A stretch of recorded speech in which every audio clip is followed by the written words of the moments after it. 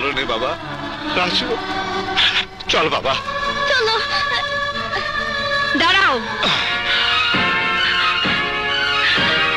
আমার সন্তানকে কোথাও নিতে পারবে না। যে আমার সন্তানের খেয়াল রাখতে পারে না তার কাছে কোনো সন্তান থাকতে পারে না। ওর এখন মায়ের কোনো দরকার নেই। ওর মা বাবা সবই আমি ওর পিতা। যে পিতা জন্মের সময় মায়ের কোল থেকে শিশু সন্তানকে ছিনিয়ে নিয়ে যায় সে পিতা নামের কলঙ্ক।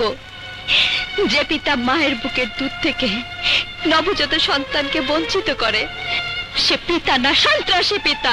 হ্যাঁ, আমি সন্ত্রাসী পিতা। সন্তানের জীবন বাঁচাতে পিতাকে যদি সন্ত্রাসী হতে হয় তবে হ্যাঁ, আমি সন্ত্রাসী পিতা। চল বাবা। না, ইন্সপেক্টর সাহেব, ওকে নিয়ে যান। পৃথিবীর কোন শক্তি নেই যে বাবার কাছ থেকে তার সন্তানকে দূরে সরিয়ে রাখতে পারে। তোমার সঙ্গে আমার চ্যালেঞ্জ রইল।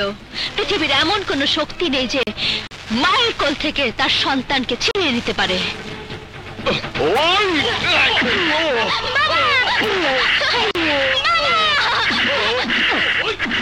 আমার বাবাকে বেরো না।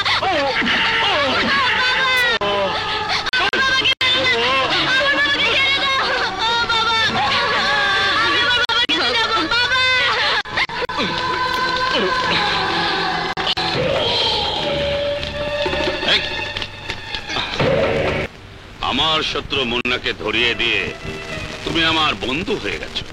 আজ থেকে তুমি আমার শত্রু নও, বন্ধু। আমার সাথে বন্ধুত্ব করতে হলে তোমার 2 নম্বর ব্যবসার ভাগ আমাকে দিতে হবে। বেশ, আজ থেকে শহরের কালো ব্যবসা বাণিজ্য, কালো বাজারি যা হবে তা সব 50-50। তুমি রাজি? হ্যাঁ, আমি রাজি। ওসি সাহেব, ওসি সাহেব, মুন্নাকে ছেড়ে দিন। মুন্নার কোনো দোষ নেই। চুপ! ইস্কান্দার মির্জার নাতি রাজুকে মুন্না তুলে নিয়ে যেতে চেয়েছিল, আর তুই বলছিস দোষ নেই? ওই রাজু মুন্নার ছেলে। ওসি সাহেব, কে ছেলে কে বাপ আমার জানা দরকার নেই। ইস্কান্দার মির্জা কেস করেছে, আমরা আসামি ধরে এনেছি। এখন মির্জা সাহেব বললেই শুধু ওকে আমরা ছাড়তে পারবো। আমি ইস্কান্দার মির্জার কাছে যাব। মির্জা সাহেব, কে তুই? আমাকে চিনতে পারছেন না মির্জা সাহেব? আমি রেশমা, যাকে দিয়ে আপনার মেয়ে জয়া আর মুন্নার সংসার ভাঙিয়েছিলেন। আবার কেন এসেছিস তুই? মির্জা সাহেব, আজ আমার বড় বিপদ। সেদিন আপনার কাছ থেকে টাকা নিয়ে আমি মুন্নার সাথে মিথ্যে প্রেমের অভিনয় করেছি।